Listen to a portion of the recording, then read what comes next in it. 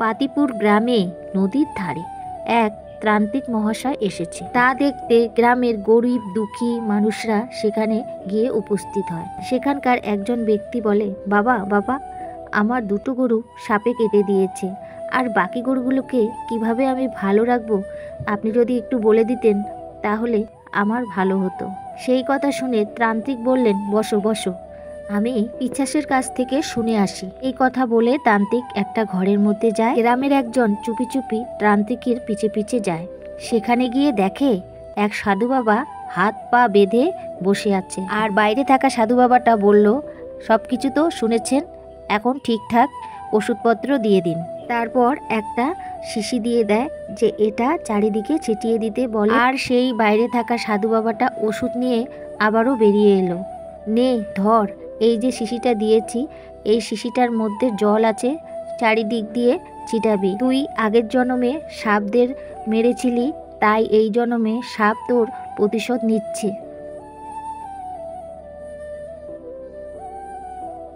আর এইভাবে ছদ্মবেশী কাঠুরে গ্রামের প্রতিটা লোকের উপকার করা শুরু করে দেয়। আর জানতে চায় বৈশাখী লগ্নে পূর্ণিমা তিথিতে কেউ জন্ম হয়েছে কিনা, সেটা প্রতিটা লোকের কাছে জানতে চায়, কিন্তু কেউ কোনো উত্তর দিতে পারে না। ফলে সেই গ্রাম থেকে চলে যায় কাঠুরে।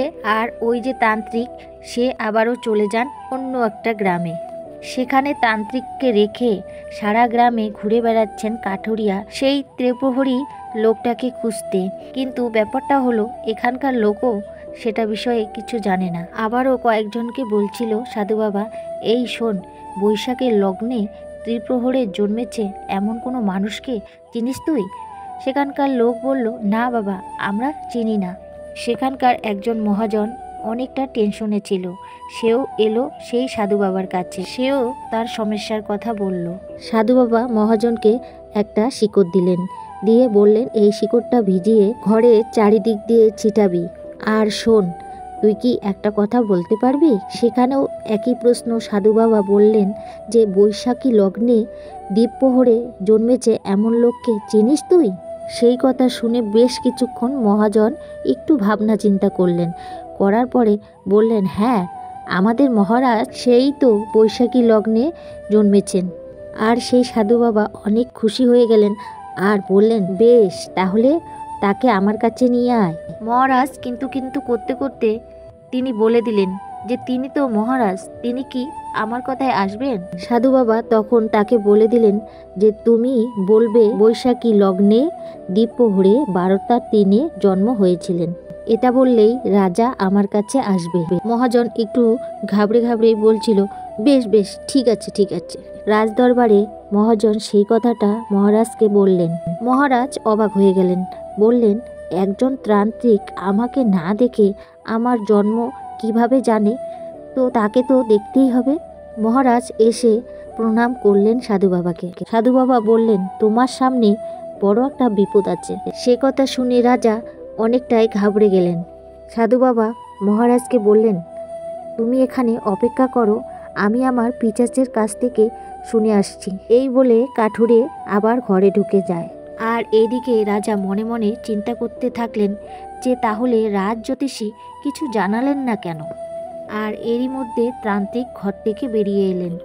এসে রাজাকে বললেন, শোনো রাজা, তোমাকে সাধনা করতে হবে। মহারাজ তান্ত্রিকের কথা মেনে নিলেন আর প্রণাম করে বললেন, ঠিক আছে, আমি সাধনা করব। তান্ত্রিক বললেন, বেশ, আজ তাহলে রাত 12টায় আমার এখানে চলে এসো। তারপরে মহারাজ তান্ত্রিককে নমস্কার করে চলে গেল। তান্ত্রিক মনে মনে অনেক হাসছিল আর বলছিল, এবার ভাগ্য কে আটকায় আমার, একেবারে স্বয়ং রাজা। এই বলে তান্ত্রিক মনে মনে অনেক খুশি হচ্ছিলেন আর ভাবছেন, এখন থেকে সব সরঞ্জাম আমার আগের থেকে রেডি করতে হবে। প্রথমে লাগবে কাঠ। রাত 12টায় মহারাজ চলে আসলেন। বাইরে মহারাজকে বসিয়ে দিয়েছেন আসনে। মহারাজ জিজ্ঞাসা করলেন, মন্দিরের ভিতরে যেতে পারবো না? সন্ন্যাসী বললেন, না, সেখানে আমার পিশাচেরা আছে, তারা ওখানে মন্ত্র করছে, আমি ছাড়া ওই ঘরে প্রবেশ করা অন্য কাউকে পছন্দ করেন না। এরপর তান্ত্রিক মহারাজকে সামনে রেখে অনেক মন্ত্রতন্ত্র পড়া শুরু করে দিলেন। এভাবে 2 রাত ধরে চলে সব সাধনা। আর শেষ রাতের দিন তান্ত্রিক জানায় তোমাকে এই মন্ত্রপাঠটা বলতে হবে। মহারাজ বললেন, মন্ত্রপাঠ আমি করব, কিন্তু মন্ত্রপাঠ কি করব সেটা আগে আমি জানতে চাই। সে কথা শুনে তান্ত্রিক বললেন, বেশ, এখানে বসো, আমি আমার পিচাসদের কাছ থেকে পরামর্শ করে আসি। আবারও একটু পরে তান্ত্রিক ঘর থেকে বেরিয়ে এলেন, মন্ত্রপাঠ করা চালু করলেন। সেই মন্ত্রপাঠে মহারাজের কোথাও একটা সন্দেহ হয়ে গেল, আর বললেন, এই মন্ত্র কেন জানি একটা অন্যরকম। যেহেতু মহারাজ, তারও একটা মনে মনে একটা অন্যরকম ভাবনা চিন্তা এসেই গেছিল। মহারাজ তার সেনাপতিদের বললেন, এই তান্ত্রিককে গ্রেপ্তার করো। সেনাপতিরা তান্ত্রিককে ধরে ফেললেন। তান্ত্রিক ছেড়ে দাও বলে চিৎকার করা শুরু করলেন। বলছেন, আমি তান্ত্রিক, আমাকে ধরেছ? ভাবতে পারবে কি হবে? আর এদিকে মহারাজ আসল তান্ত্রিককে ঘর থেকে বের করে নিয়ে আসলেন। আর মহারাজ বলছেন, জানি আপনার উপরে প্রতিদিন অনেক অনেক অত্যাচার চলছে, কিন্তু আর সেটা হবে না।